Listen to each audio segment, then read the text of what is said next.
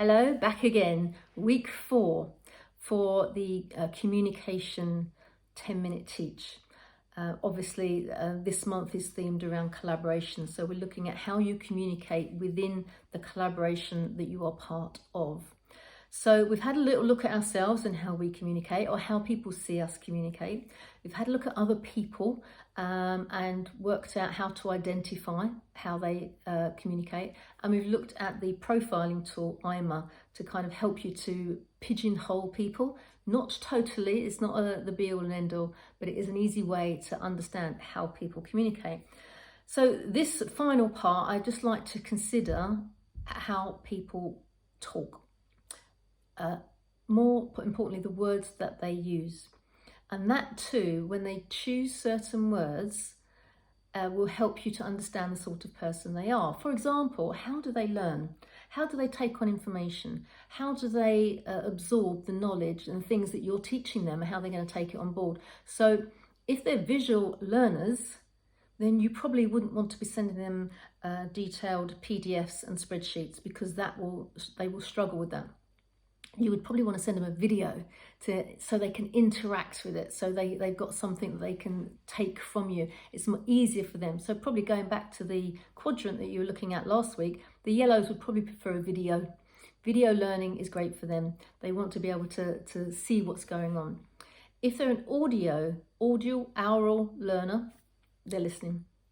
So they're not going to read a book. They want to listen to an audio book. All right, so you're going to need to make some of your information available to them that way.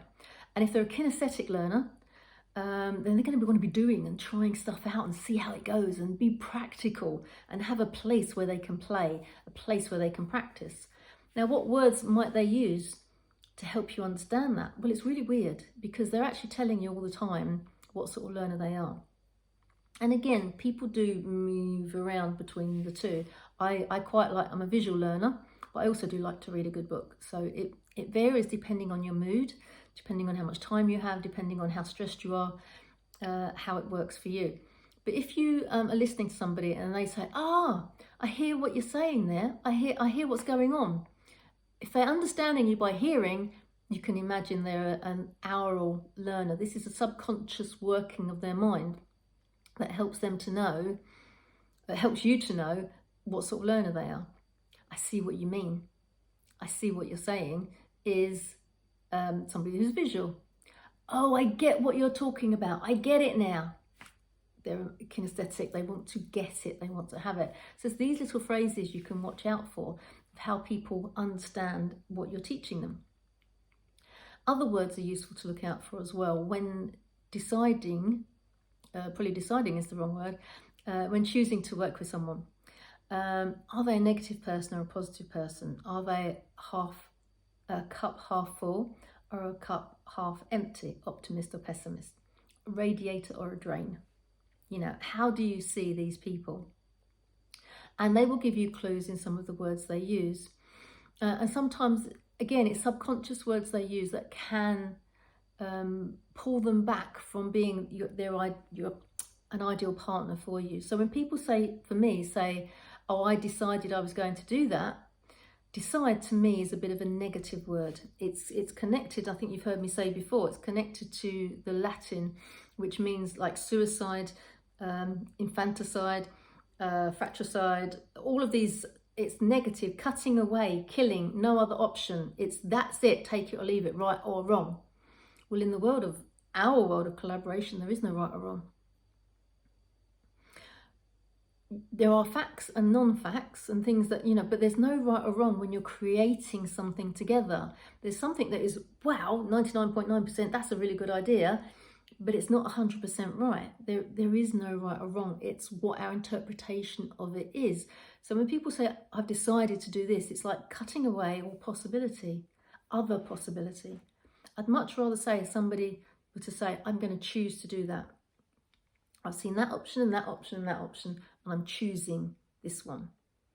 It's an empowering space. So the language people use, I want to hear them being empowered by how they are talking. I want to feel empowered by how they're talking, and I want them to be empowered rather than the little negatives that creep in all the time. I'm just trying to think of one of the other ones. It's interesting, the more you start listening to how people talk, the more you can hear the negatives kind of creep in. Specialist as opposed to expert. An expert, again, is, I know everything. I'm the expert. Well, no, you don't. That equates to me as ego, because nobody knows it all. And most of it's already gone before, so you're not reinventing the wheel. It's just something that we're all aware of or haven't come across yet. So by saying I'm an expert, it again cuts away this opportunity for you to grow and to learn. If you think you know it all already, you're not going to be open to discovering new things. I'd much rather you be a specialist.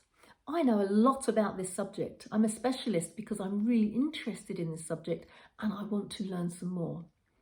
So I'm open to discover more things with a new group of people. That is my kind of person. So can you see there are certain words that cut away possibility and there are certain words that are much more empowering. Choose, specialist. Those are just two obvious ones for the moment, but you'll find a million of them when you start looking around and listening to how people speak. Even if you're on a Zoom call today, just give yourself a little checklist when somebody's talking. How many negative things are they saying and how many empowering things are they saying?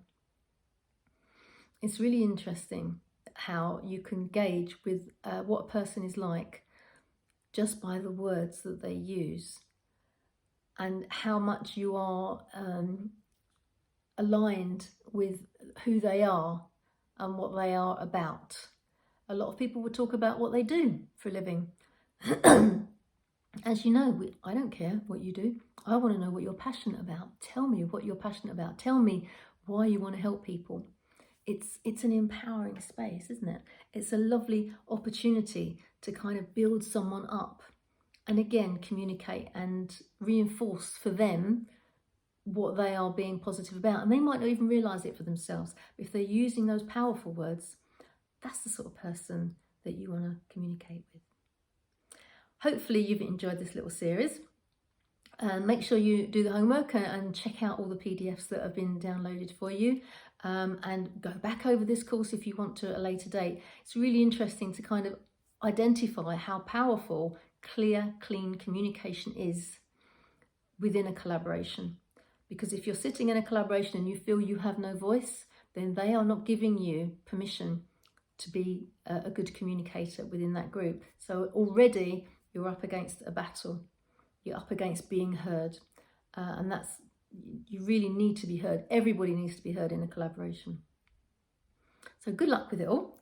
Any questions, always put a little note down there. I'm more than happy to get back to you.